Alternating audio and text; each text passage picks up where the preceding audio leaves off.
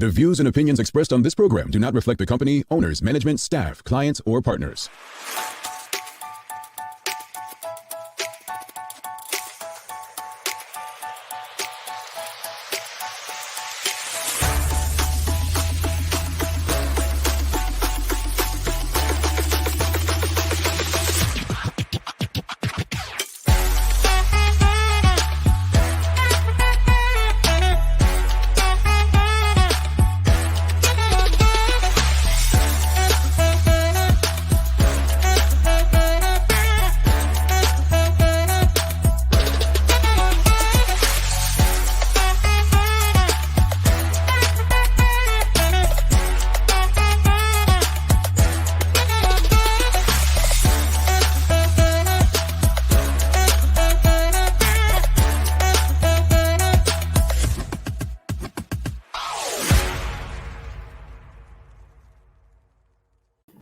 It's Wednesday, the 22nd day of September, 2021. Welcome to the Daily Hour, brought to you by Medical House One Communications and Lindos. I'm Jamal Hartman, along with the Michaela Ian and Leanna Lambert, who will be with us in a bit to bring you the latest in her news break. Michaela, I'm smiling because it actually is the first day of fall.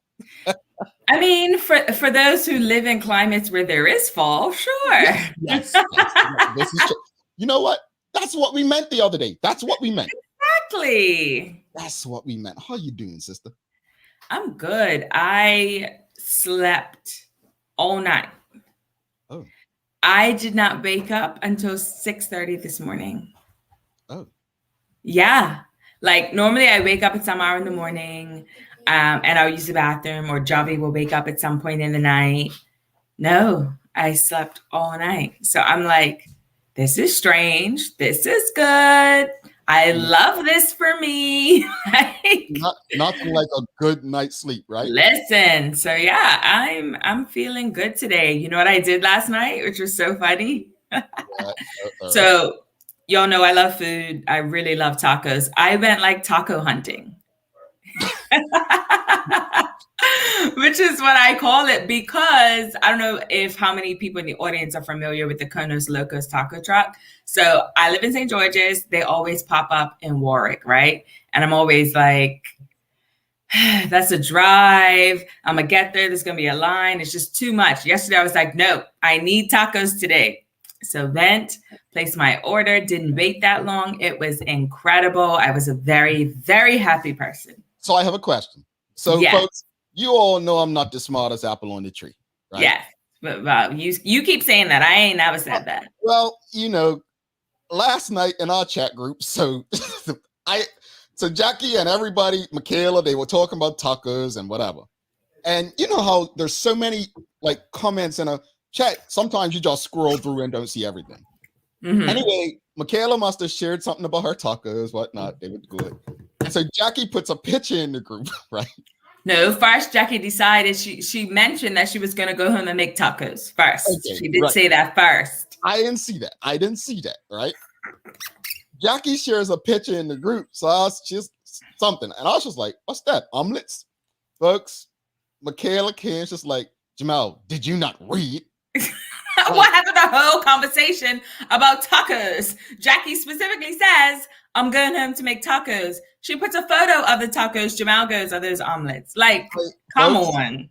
And come on. Terry, you know, I'm starting to think Terry sits back and she just waits to punks. Because she does. Because she comes through like, boom, boom. Yeah, like seriously, bro. Like, anyway, yeah, but that, it was taco night in the, GDB, TDH family. So if you had tacos last night, you were in with the crowd. Hopefully they were good. Listen, I love tacos. Like I've said before, when I travel, I plan it around food. And I always make sure that I find a really good taco spot because I love tacos. That's how much I love tacos. Remember how the taco conversation started, and we'll get to this, folks. The taco conversation started because there was a picture from some food website asking which was the best pizza in the world or something. And that's how we got it. Terry's talking about, I mean, it was Taco Tuesday. You guys think I remember what day of the week it is? Come on. I mean, Taco Tuesday. But yeah, so we started the conversation because first we were talking about pizza.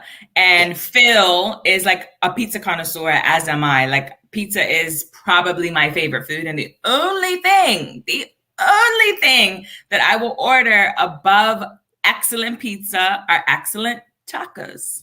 That's it.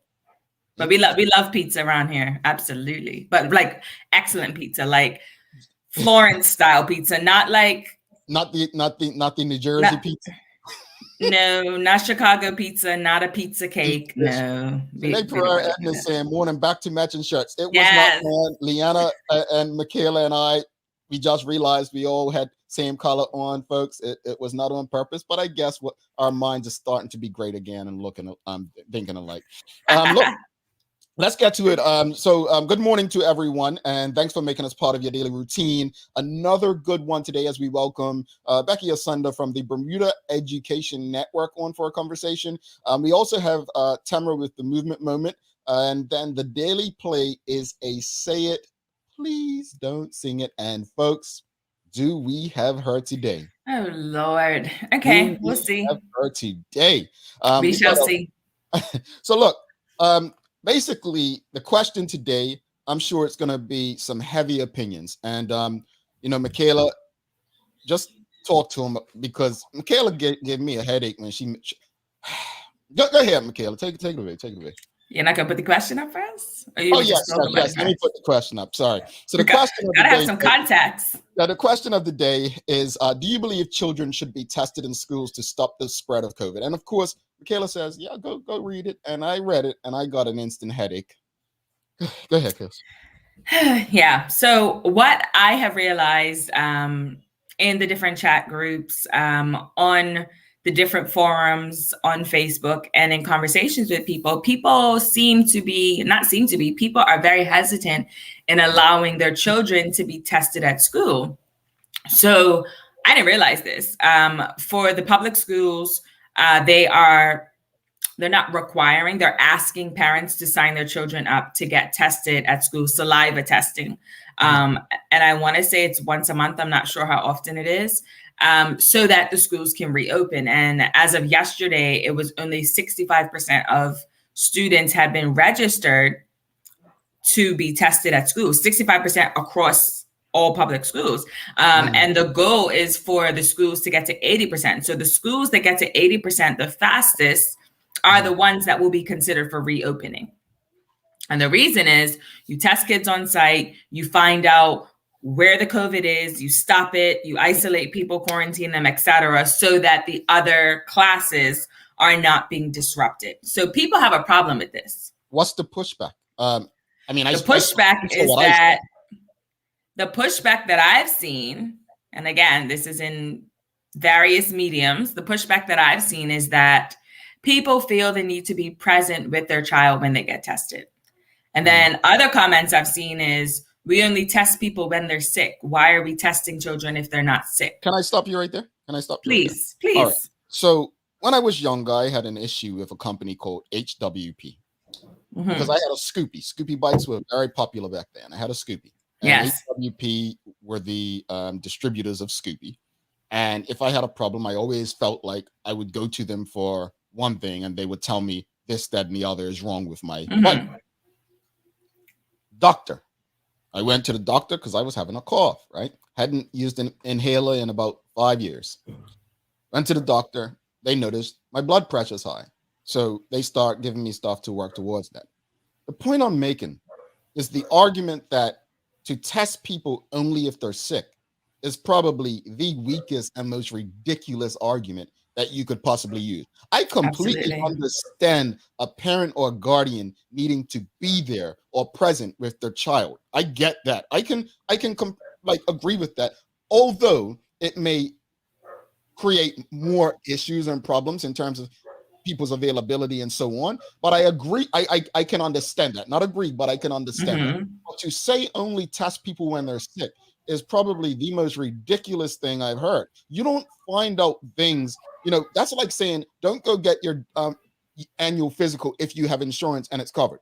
That's how, no, we all, if we privileged enough, because I guess it's a privilege to have health insurance, in my opinion, but that's a whole nother show. But if you have the privilege, the option to go it, then you should go, because just because you feel fine, this is why, people say, oh, you look so young, you look so good, or whatever. I don't take it's how I feel, and even how I feel may not be directly how I am actually doing health wise, right? Yeah. So I folks, let's do better. Go ahead, Michaela. Sorry. I mean, the thing that frustrated me about this, and I shouldn't say frustrated, the thing that infuriates me is that no one is sticking a swab up your 6-year-old's nose. No one's, you know what I mean? No one's sticking a swab up your 8-year-old's nose. It's a saliva test. So they're spitting in a cup. So I don't understand in terms of, you would feel better if you were standing next to your child spitting in a cup. Like, my children go to Bermuda Institute. Last year, I signed a consent form for my oldest son, because my youngest wasn't there at the time, for my oldest son to be tested on site. No problem.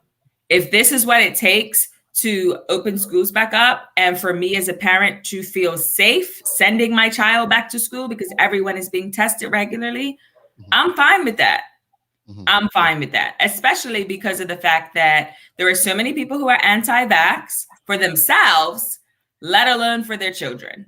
So I guess another question on the back end of this, do you believe children should be tested in schools to stop the spread of COVID, is it's almost like an oxymoron. It's like, and I think someone may have said it in the comments, but it's almost like, in one breath, we want everything to open back up.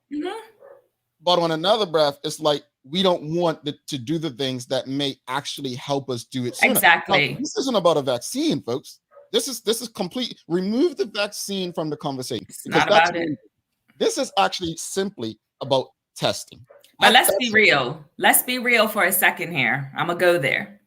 People don't want their kids to get tested because if their kid turns up positive, they have to quarantine for 2 weeks. And in fairness, those who may have to quarantine may not be able to afford it. But at the end of the day, folks, honestly, so you'd rather your kid have COVID and spread it around to other people? Well, no, the point I'm making, inadvertently, Michaela, is that at the end of the day, and if nothing else, remember this part of the conversation, folks. Every action has consequences. Let's go. Absolutely.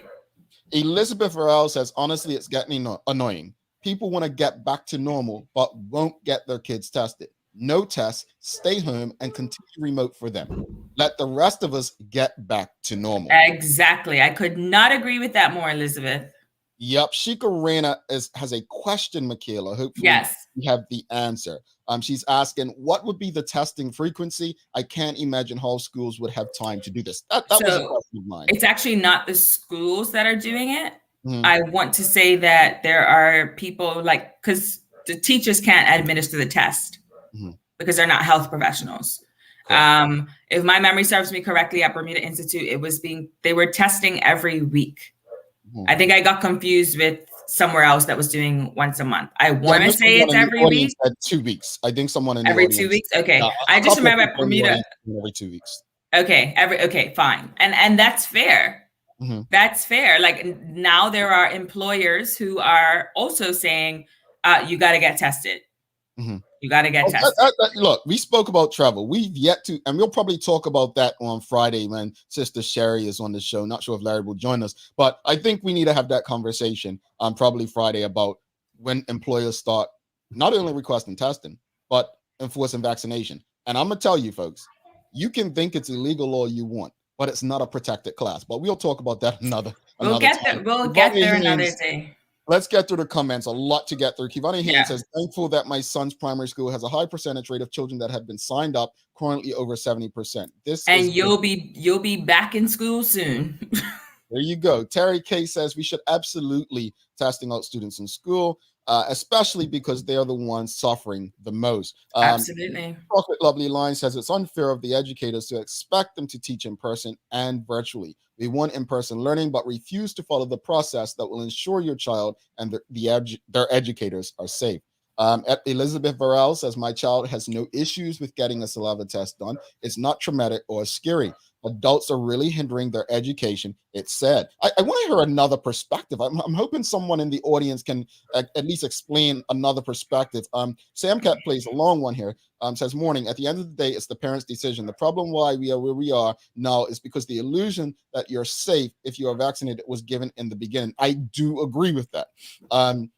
That's where they got it wrong. The kids are the ones who are dealing with this best they can. Either way, it's respect. Respect the parents' decision, especially if the parents know they haven't been exposed, but they don't know. But they don't know. They don't. I don't know that I haven't been exposed. You had me up until there, Sam Cat, please. At the end of the day, we do not know. It's an airborne virus, and we don't know if we've been exposed. And this is the thing. This is the thing that people are just not getting. And I say this as someone who is fully vaccinated. I don't know if I have been exposed to COVID because I won't know until I get tested. I don't know if my children have been exposed to COVID. Yes, we're staying home. Yes, we're wearing masks, but we don't know. Yeah, and because of the fact that I'm vaccinated, I'm highly unlikely to get sick and have symptoms. But we don't know. But I want to touch on her first point because I've said it often. I think we're the government or health professionals, whoever, because it's not a blame game, but I do agree with her. That's where they got it wrong in the beginning. And I think when you get things wrong like that, it's hard to get people to trust you again. Well, this is the thing. It is a blame game because there are professionals who are hired to create messaging that is effective for the community to understand. They did not do a good job on that. So that's why I say it is a blame game. There are people at the top who approved the messaging. The messaging didn't land. When the messaging didn't land, they should have gone back to the drawing board and fixed it. They were misled as well. And not just the messaging, but they were misled because the messages early on about the vaccine were basically, it will give you immunity. And that is not true. However, what you've just stated, it has proven, folks, it has proven that the symptoms will be less if you caught it. So I think that's where they went wrong. Let's go through a lot of comments. Yeah, go ahead. Let's take them. Rick Olson says it demonstrates how educated adults are pretty scary. Michelle White says people continue to ignore that sometimes people don't have symptoms. Correct. Correct. Testing frequently may spot those without symptoms and prevent another outbreak. Yes. Spitting for crying out loud. Now, here's the thing. You know what they say the silent killer is? The silent killer is known as high blood pressure, folks. Yeah. You can be an athlete running every day. You can be eating healthy and have high blood pressure. Compare this to high blood pressure, the silent killer. Yeah. That's what it's airborne. So to believe that you haven't been exposed, or to believe that because you don't have symptoms that you're not putting someone else at risk. It's a very selfish thought with the information that's out there. That's what I'll say to that. And Nikki Hartman says, we are never going to get to the promised land if we don't all collectively do our part. Chocolate Lovely Line says, we acting like kids aren't dying overseas from COVID. And there was a case that I meant to bring forward last night. Mark Arthur C. Phillips says, yes, to be honest, I am not a parent, but for the sake of protecting children, they should test. Monica Dunstan, she says, the issue I have is that kids aren't allowed to eat or drink for 30 minutes before taking the saliva test. It's hard explaining to a child in PE that they can't have a drink. What an interesting. I get that, and they need to schedule it effectively. Like they need to make sure that it's scheduled around an optimal time. Again, there's ways to make it work. Sam Cat Play says this is never going to be normal anymore. And why on earth would you want your child to go to school with these high numbers so high? I don't disagree with you, but I guess, there was a thread on social media yesterday and we were discussing it in our chat group. And one of the purposes of this show, folks, and kind of like this question this morning, is not just to have discussions, but to come with solutions. So the idea is not to just say, why on earth would you have your child go to school with these high numbers? The comments should be, what can we do to lower those numbers so our child can go to school? Yes, and this is the thing. Like I think I talked about last week, Amari, my oldest, plays football, and they've had to suspend football. And the director of the program is working with other directors of other youth programs to come up with a proposal so that the kids can return safely. And their proposal includes weekly testing, vaccinated or not, for kids, for coaches, for everyone, limiting the I think the practice groups will be under 10 each, etc. No parents on site, no sharing this, no sharing that. But it's like, yes, my son wants to go back to playing football. He wants to return to some sense of normalcy. So if that means getting tested every Friday, we're going to get tested every Friday. It is what it is. And it's unfortunate, but this is what it is. Mama has spoken. Listen, I don't play. Monica Johnson says, hopefully they don't do the testing in the middle of the school day going forward. Janae Pera-Edna says, someone comes on campus. Right. We did testing for those who signed up during youth and sports summer camp this week, and all staff tested each week, no problems. Terry K says, I would imagine it makes most sense to test early in the a.m. Yes. before the day gets started. And we'll end it out with Chocolate Lovely Line saying, but if we don't do testing, someone can infect a person and that person not knowing they have it, and then affect someone who can't be vaccinated, who is keeping a small circle. They wouldn't know until it's too late. And folks, I mean, look, at the end of the day, I do agree that, parents, guardians should be present if they want. Like I do feel that way when listen, it's spitting in a cup. It's spitting. Yeah, it's literally just spitting in a cup. It's not a thing. Like no, it's not a thing. I get that, Michaela. But at the end of the day, if someone has a relationship with their child when they go to the doctor, whatever, they want to be present, that's their right. If some parents had the privilege not to go to work and go to sit in their children's class, I mean, I'm not quite sure it make teachers comfortable, but it should be their right to kind of see how things are going. I get that. What I don't get is people not understanding why it may be helpful to get us out of the situation that we're in. I mean, I just feel like everyone can collectively agree that we want to try to have normalcy, at least for children, because they're the ones suffering, right? There are hundreds of children in Bermuda who have yet to meet their P1 students, have yet to meet their teacher in person. You know what I mean? That's wild.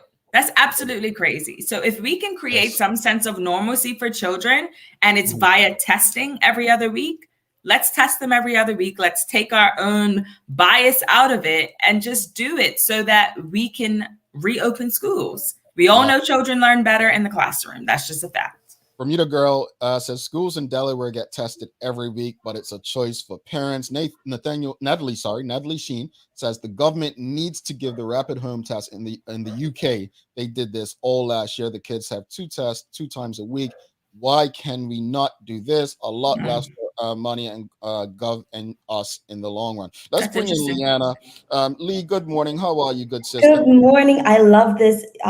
We are in sync this morning. I finally got the memo, so this is great. This might be like 2 times on the whole show, but it's making me happy. Yeah, someone's always left out in terms of the dressing. Usually it's you, but listen, just a hint. They care about me.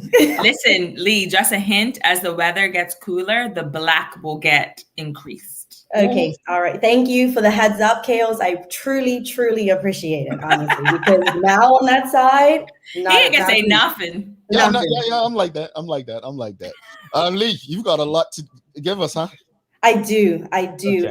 But on this topic that we're talking about, we did get a message that come through that said more than 80 school districts or charter networks have closed or delayed in-person classes for at least one entire school in more than a dozen states. And this is according to the Associated Press that was reported last week. Others have also sent home whole grade levels or asked have their students to stay home on hybrid schedules. And thank you, Becky, so much for providing that information for us. So interesting.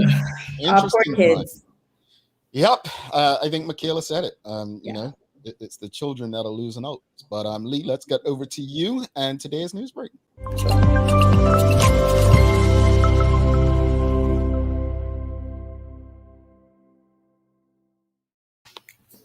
Thanks, Jamal and Michaela. Happy hump day to everyone. I hope all those that are tuned in with us this morning are having a great start to their day. And like Kayla said, is ready for some cooler temperatures. I'm Leanna Lambert, and it's time for our daily hour news break. So here's what's going on in today's top stories. Bermuda is still being deemed a safe destination to travel, despite a warning by U.S. health authorities that Americans should steer clear of the island after a jump in coronavirus cases. Now, this is according to the head of the Bermuda Tourism Authority, Charles Jeffers II, who said that the island has taken the right steps to tackle the crisis after the Centers for Disease Control raised Bermuda's COVID-19 risk status to level 4, meaning very high, on Monday. Now, Mr. Jeffers said that Bermuda had prioritized the health and safety of residents and visitors with innovative tools and safety protocols, such as quarantine for unvaccinated travelers and a frequent testing regime. Now, the Safe Key system that hotels have also adopted, the BTA CEO says, has helped to cut down transmission, with many visiting the island expressing that they feel safe. A BTA visitor survey had shown that 96% felt safe during their visit and said that the safety protocols were one of the top 3 reasons influencing their decision to travel to the island. Now, almost 90 countries are included in the CDC's level 4 category, places which have logged more than 500 coronavirus cases per 100,000 people in the previous 28 days. In other news, frontline healthcare workers are being fed on the job through a free meals delivery service. Now, food is being delivered to the hospital's emergency department and intensive care unit on a regular basis through Meal Train, a scheme set up to let contributors order meals from restaurants and have them sent directly to the hospital. Meal Train was set up by Victoria Marcus last week and already pledges to have come in from 17 sponsors committed to keeping medical teams fed during busy shifts. Now, as we know, the hospital is at present inundated with COVID-19 patients, with around 12 in the intensive care unit. Ms. Marcus said that she decided to organize Meal Train after she asked an ER doctor if there was anything that she could do to help overworked staff. And a charity for the blind yesterday hit out after vandals damaged more than 20 pedestrian-controlled crossings in Hamilton, an action the city engineer warned had put lives at risk. Teresa Hall, the executive director of Vision Bermuda, agreed the vandalism was, quote, extremely dangerous, and, quote, to people with sight problems as well as those with impaired hearing, and said that the widespread damage was reckless and incredible. Ms. Hall said, quote, quite literally, our clients rely on the audio and visual options at these lights to safely cross roads, end quote. Patrick Cooper, the city engineer, explained that the targeted pedestrian crossings had been fitted with distinctive metal cones with ridges just below the buttons used to activate them. Now, the Corporation of Hamilton has recently redone the whole network of traffic lights to put in these buttons. Taking a look at today's weather, we have a high near 83 and a low near 74 degrees. There will be a mix of sun and clouds with a slight chance of a stray shower. The Bermuda Weather Service said that although the center of Tropical Storm Peter is forecast to be near 400 nautical miles from us in the next few days, it does not deem to be a threat to the island. High pressure maintains the largely fine weather for the moment, with lower levels of humidity. East-northeast winds tap into the east-southeast during the next day or so, drawing more humid air into the area with the increasing likelihood of showers. So break out those umbrellas, guys. That's all for the Daily Hour news break. Let's head back to Jamal and Michaela in the studio for today's Daily Focus. All right, Lee, thanks so much for that. It's about to rain on you all's parade. Listen, fill up my tank. Thank you. Thank you. I don't know a place in the world that celebrates rain like Bermudians, but hey, if that's what we have to celebrate these days, we will take it. Small joys Absolutely. in a very untimely and uncertain time, right? So, Absolutely. yeah. We'll take it. Lee, thanks so much for that. And we'll see you back here in similar clothes tomorrow, right? I was just about to say the same thing. Yes, we will be in sync again tomorrow. Let's see if we could do it twice in a row. All right. All right, guys. No WhatsApping on the side. Later, guys. Have a great one. Bye, Lee. All right, we'll be back with Becky Ausenda from the Bermuda Education Network right after this. Do not go anywhere. Hi, I'm Karen, a nurse at the old folks home. These long hours used to kill my feet until my hairdresser told me about a great place to buy a pair of clogs. Medical House. Finally, relief. They also carry uniforms in bright, bold colors. And not to mention the support stockings. Karen, Miss Soltis read her bed again. Oh gosh, these days, I need all the support I can get. Medical House has relocated next to the Dendy Town Field, number 6 Bakery Lane, Pembroke. With perfect timing for the height of the summer, Greenhouse Bermuda brings us the island's newest iced tea, Newman's Own Organic Iced Tea in a kaleidoscope of delicious flavors. Most shoppers have seen Newman's Own in the condiment section, recognizable due to the founder's caricature prominently featured on the label, and many pick it up in the knowledge that 100% of the profit goes to registered charities. Newman's Own offers us a new refreshing thirst quencher, dry raspberry, lemon, peach, and passion fruit organic Newman's Own iced teas. Lindo's, why go anyplace else? Welcome back to the big show. She's Michaela Ian. I'm Jamal Hartman. It's the Daily Hour brought to you by Medical House One Communications and Lindo's. And without further ado, let's bring in our guest for the day. Don't forget, after this conversation, we'll have the movement moment. Folks, just because it's not hot out there anymore as well, it's not summer, I should say. It's still hot. Still hot. And we must dehydrate, and we'll make sure that movement moment encourages you to do just that. We must hydrate, not dehydrate. I said dehydrate? You said dehydrate, which is what I'm doing right now by drinking my coffee. And that's why I do coffee, water, coffee. This is what you're here for, to make those corrections when I say stuff, even though you didn't help me when it came to fall on Monday. But anyway. Shade. Lord. Let's bring in our guest for the day, Rebecca Ausenda from the Bermuda Education Network. Good morning and welcome to the show. How are you? Good morning, Jamal. Good morning, Michaela. And good morning. I feel like I need one of your mugs. I've got a very small. Well, we'll have to work on that for you. We'll have to get you a Daily Hour mug. We don't want you feeling out of place. Everybody else has one now. Everyone else has one. But we'll make sure we get to that. But thank you for coming on the show. Education is always hot conversation for most of all. As you saw this morning, just speaking about the children in schools. But for those who don't know, just speak about what is the Bermuda Education Network and what's your role and how did you get involved in the organization? Well, we're a registered charity in Bermuda that provides support to teachers and students in public schools. And we've been running since 2011. And we're quite well known for experiential learning, what some teachers refer to as thematic learning.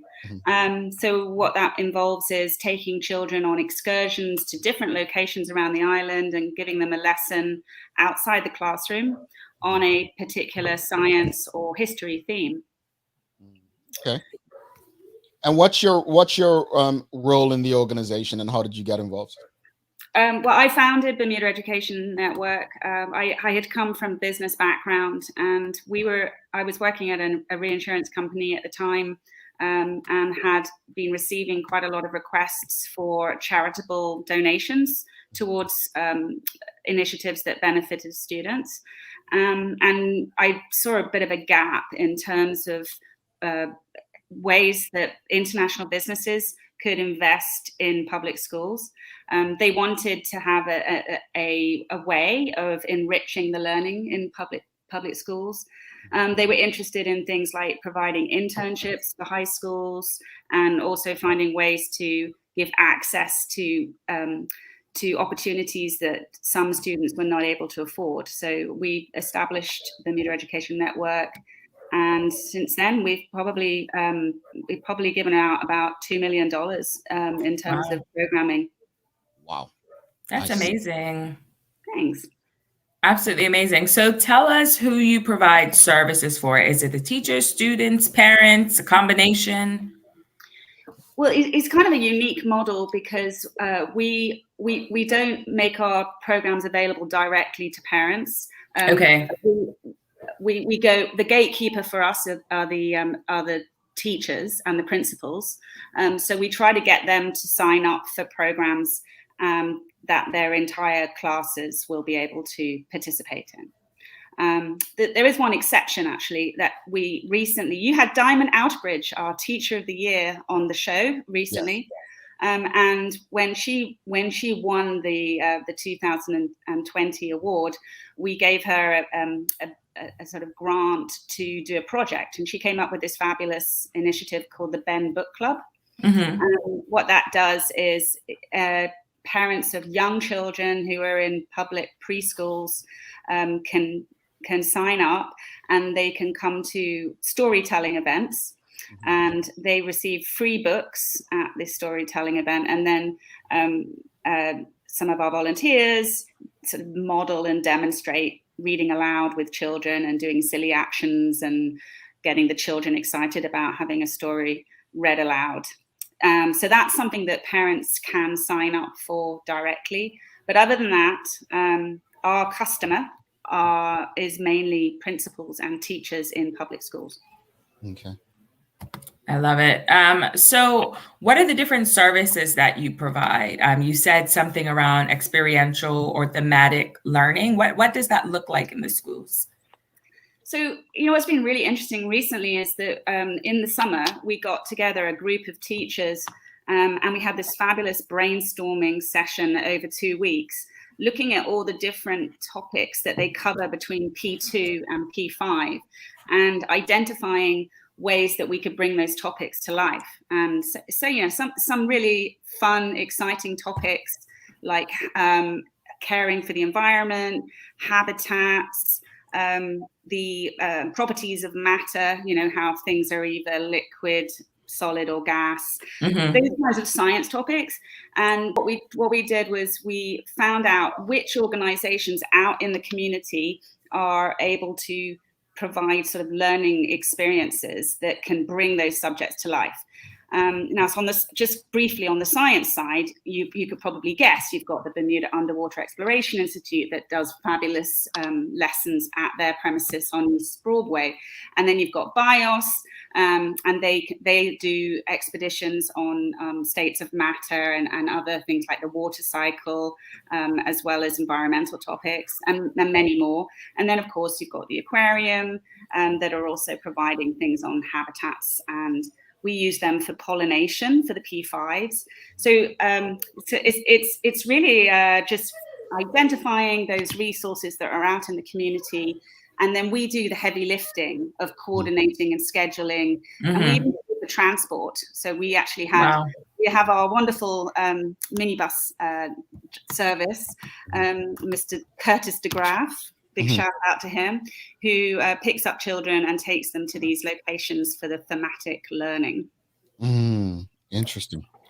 I love it. So what sort of assistance is the Bermuda Education Network providing for schools during the pandemic? So obviously, things like minibus expeditions are off the table at the moment, which is very disappointing, especially since we managed to get all these great ideas from our team of teachers for what we wanted to do. Very much hoping that in November, we sort of postponed what was scheduled for October, and very much hoping that in November we can start to do those again. Really want to go to St. George's and do the sort of usual expedition exploring the gunpowder plot. But in the meantime, she says with a big sigh, we've got to look at other hybrid alternatives. So October is going to be Nature Month, and we're going to be doing two things. We will put together a whole list of activities that families can do at home. And that will include things like nature walks, which is something that parents know are really good to do with their young children, because they can enhance their vocabulary, they can show them things and tell them the names of things while they're out on a nature walk. But we've got all these partners, like I mentioned, who can give a little map or can provide some ideas of how to spice up your nature walk with your young children. And then we're also going to be giving away free copies of books. We've got about 200 copies of this book, and some others that are kind of linked to curriculum topics. And then we will be sort of sending out a few blasts via social media of where parents and teachers can find links to activities and lesson plans and things to do with the children at home.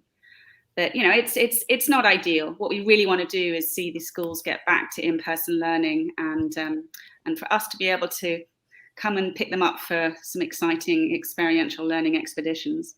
Indeed. Absolutely. So how closely do you work with the schools in terms of creating these sort of programs? Do you come with ideas? Do they come with ideas? Is it like a brainstorming session? Like, what does that look like? That's a great question. At the moment, actually, I'm trying to increase the amount of input from teachers. And so we have taken a step towards hiring consultants from the schools. And we're calling them our network teachers. And I basically recruited several of them to help us in the summer. And they gave us their ideas about where they see some gaps. So I'll give you an example from one of our network teachers, Tiffany Bean at Purpose. And she was telling us that she is supposed to be teaching social studies topics that are quite complex at P4, to do with politics and to do with the law system in Bermuda. And so we work with her, and we're going to be working with some lawyers to try to devise some curriculum that can bring those topics to life. It's just a little example. So, and then there are, as I said, lots of partner organizations who we regularly work with, such as the Bermuda Underwater Exploration Institute, who already have their own curriculum on science topics. So we don't really need to do any of the curriculum development. They've already done it. What we can help with is sort of connecting them with teachers. One of the things am I allowed to comment on these comments? Oh, of course. Hello, Kathy Rogers. I remember Kathy Rogers. She was talking about geocaching, and that is something that we used to do as part of our expedition program. Geocaching is where you actually go and you look for the coordinates and you follow them with your child, and it eventually leads you, if you get all the clues right, to a cache of a sort of goodies. And I don't want to give away, but I do know where some of the locations are. If you have any questions or comments, please feel free to shoot, and we'll get through as many as possible. We do have one from our sister and colleague, Terry K. She's asking, do they have programs for those looking to explore technology, not just coding, but the other parts of the tech industry? Well, I defer to another great organization, Connect Tech, on that. That's not our niche. We are first and foremost about literacy. And the bad news is that in Bermuda's public primary schools, we do have quite high levels of students who need more support with basic reading.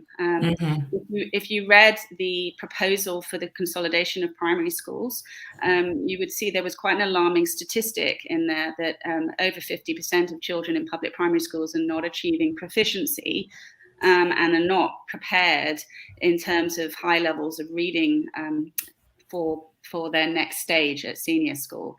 And that's a very serious situation. So that's why, although I can see that it would be great to do some more enrichment on tech, we personally are focusing on reading and literacy.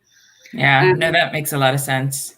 Absolutely. Like, I loved to read when I was a child and was always called a nerd, but it definitely benefited me the older I got. Well, your parents probably talk to you a lot as well, right, Michaela? I mean, that's the other thing that we really want to emphasize.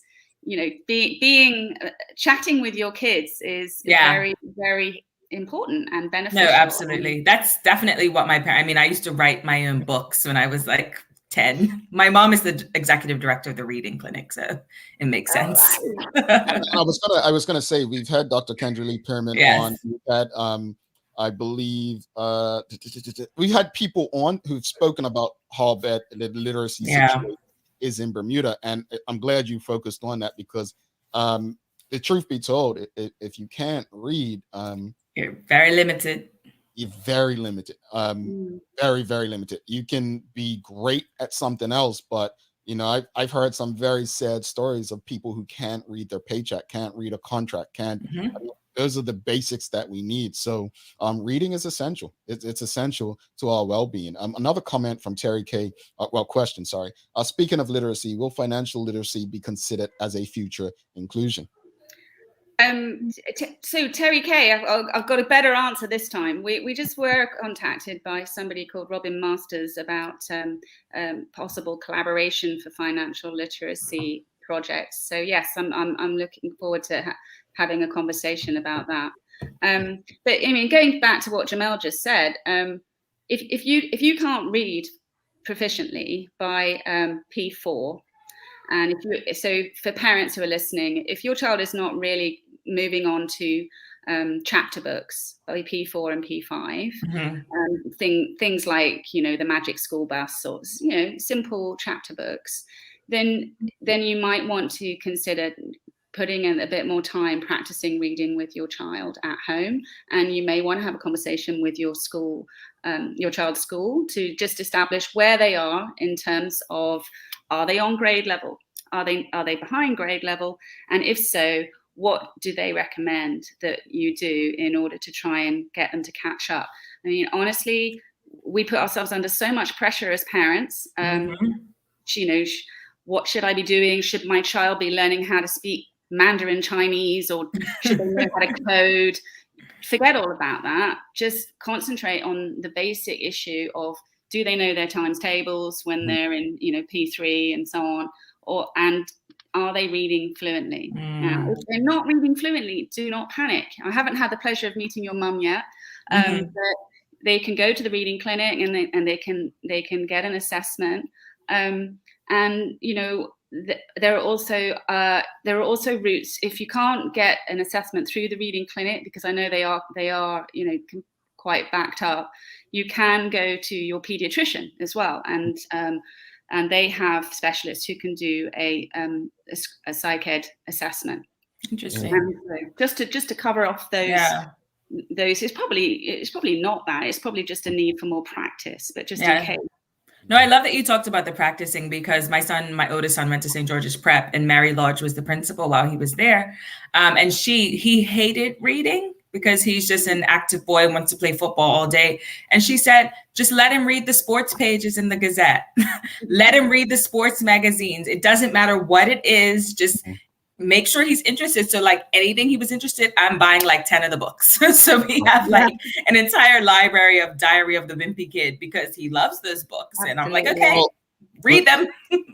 I was literally going to say, I didn't like reading. I didn't like school until I started to read and do things that I enjoyed. And so those were sports. I love sports. Yes. And so my mother got me these books, and I forget what they were called. And that's how I learned cricket. That's how I learned football. That's why I always wanted to get into coaching on some level. So that is it. That was the solution for a person like me who just I didn't see the purpose in reading. Like I'll be honest, I didn't get it. Before you go, as we wrap up, you were in the daily yesterday, and obviously we had the former teacher of the current teacher of the year, Diamond Outerbridge, on earlier this year, and there are 10 new nominees. Speak to us about how this works, and you know, give us some insight as to who's got a shot at winning. You know. Right, so this is another example of us having to do a pivot for the pandemic. Normally, in February of 2021, we would have had a big gala, which we call the Oscars for Teachers, and we would have presented with a ballroom full of 250 guests the awards for the Outstanding Teacher of the Year. But we decided that instead what we're going to do is celebrate these 10 finalists by writing articles about them, highlighting their story. I mean, they're all such inspiring people, that are 10 finalists. And so it'll be really something to lift your spirits, reading about how they've dedicated their lives to education and what a fantastic job they've been doing for students. And we'll be hopefully rolling that out on World Teachers Day, which is on the 5th of October. And then we will announce the overall winner of the Outstanding Teacher Award on the 21st of October. And they'll all get a cash prize, and then the winner, similar to Diamond Outerbridge and Alandra Swan, who was the previous winner in 2019, the winner will receive backing and support and funding for what we call a passion project. Love it. And again, as Diamond's passion project was the reading club, right? The reading book club. Mm-hmm. Yes, I remember reading about that. Well, before you go, one last question. We are out of time, but this was a question that came in from Terry K. What resources can someone who is not an educator but wants to help their younger family members and supportive parents? Are there any resources from Bermuda Education Network? Yeah, so this is where I want to, direct them to our children's book club. So if they have children who are 4 years old, 3 or 4 years old, they can join in, come to the events. We have little picnics, and people come and they sit socially distanced and listen to stories, and the children it's very cute. They receive a book like a gift, which is wrapped up, and they get to unwrap the book and then listen to the book being read. And this is growing. We started out as a pilot with Diamond in November last year, and now we have about 20 families who are coming every month. And I believe that we've had to postpone the September one, sadly, for obvious reasons. But hopefully, fingers crossed, in October, we will have the next Ben Book Club. And we hope that lots of parents will sign up and bring along their children. I love it. Is that only open to public school students, or? It is, but I don't think we're going to turn anyone away. Don't tell anyone. This is good. Becky, thank you so much for coming on today and having this conversation. And don't be surprised if you get a couple of things from Michaela in email. Listen, I have a 4-year-old who loves to read, so I'm going to come to the next one. Son or daughter? A boy. Okay, I look forward to meeting him then. Yes. All right. Thanks so much. And please know if you need us to get anything across, if you want the winner come on, just reach out and we will be happy to host them. Can I just say one more thing? There was a question about the awards where could people vote for the winner? So this award is not decided by popular vote. It's what we did is we had educators nominate people who they felt deserved to be recognized. And from that pool, we have a committee of very experienced educators who selected the finalists. And what's going to happen next is that they will gather as much information as they can to decide on the winner. Now, usually we would be doing observations, but we can't right now. So we are looking for comments. If you know someone great from St. George's Prep, Michaela, then there is a teacher from St. George's Prep. No problem. I hate to rush you, but we have to go. Thank you so much, and we'll be in touch. Okay. All righty. All right. Thanks so much to Becky Ausenda for that from the Bermuda Education Network. If you appreciated that conversation, folks, you know what to do. Give us a thumbs up, a love, a like. We're going to give you the movement moment. Then we'll take our break. We'll be back with the Daily Play and wrap it up after this. Stick with us. Welcome to this movement moment brought to you by People's Pharmacy. Together, we can illuminate your path to wellness. Hydration is an extremely important topic. Our bodies are made up of 60% water. The water you consume helps your body create saliva, helps regulate your body temperature, protects your tissues, helps eliminate waste, keeps your cardiovascular system healthy, helps your brain function, aids in digestion. These are all of the important reasons why hydration is on our horoscope of power, 12 months of living your best life. You can go a lot longer without eating than you can without drinking. So part of our H2O to go challenge is to drink a full glass of water before and after each meal. And then I would encourage everybody to just tune in and see, does it help you eat less? The more you hydrate, are you less likely to snack? Are you less likely to crave? Because it is true, sometimes you just might be thirsty. Thank you for joining us for this movement moment brought to you by People's Pharmacy.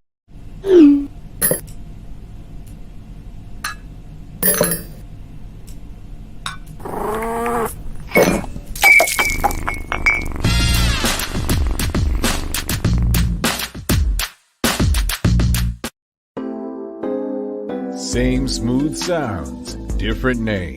BCG Radio. Tune in every Tuesday through Sunday at 7 p.m. Bermuda time as we bring you the love, romance, sexiness with nighttime jams. Only on your station for conversations and entertainment. BCG Radio. Download the app, available for Android and Apple devices.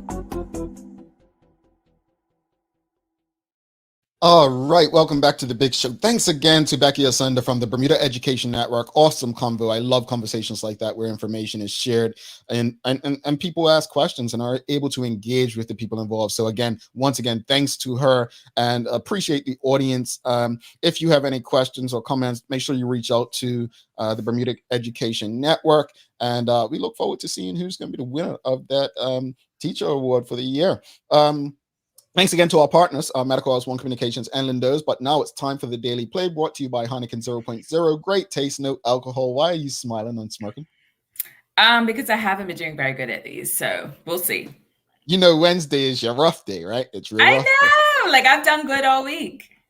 Real quickly, before we do this, so I'm gonna start calling Tamara an influencer because when she done the hydration and hydration piece, right? Because what we're doing is these are repeat movement moments. I purchased those those water bottles. I'm gonna pick it up here. Oh, that big one? Yeah, where it tells you like 7 a.m. Yeah. I purchased this after she went over it because I used to drink a lot of water, right? But since then, I'm like, you know what? Because it's so cold, I work in an ice hockey arena, so it's very cold. And so when your butt is cold, you're not as thirsty, or at least me. I drink water all day. Anyway, this has really helped get back to that. Because, so I appreciate her. She's helped with my travel and my water intake. So folks, if you find that information helpful, as I do, please give us a thumbs up and a love. But all right, it's time for the Daily Play. Michaela, are you ready? I'm ready. I think we've got it, folks. If you guess the answer before Michaela, you know you win something. Here it is. It's a say it, don't sing it. Here are the lyrics. People try to say I act a little funny, but that's just a figure of speech to me. They tell me I changed because I got money. What is that song? And who's the artist? You just be making these stupid hard on purpose. And yeah. I have no guess. Folks, help her out. Hold on. I got accused of the questions not being hard enough. Now, this one, you like completely switched up from the say it, don't sing it. This was a hit. Someone is close. They're very close. Wrong song, but right group. Wrong song, right group. Don't go chasing waterfalls. Nope. Help her out, folks. Come on. Somebody's got to get it. It's a hit. It is a hit. Is it that song about Unpretty? TLC Unpretty? Nope. It's a hit. Say it again. Do it again. Is that it? It's What About Your Friends?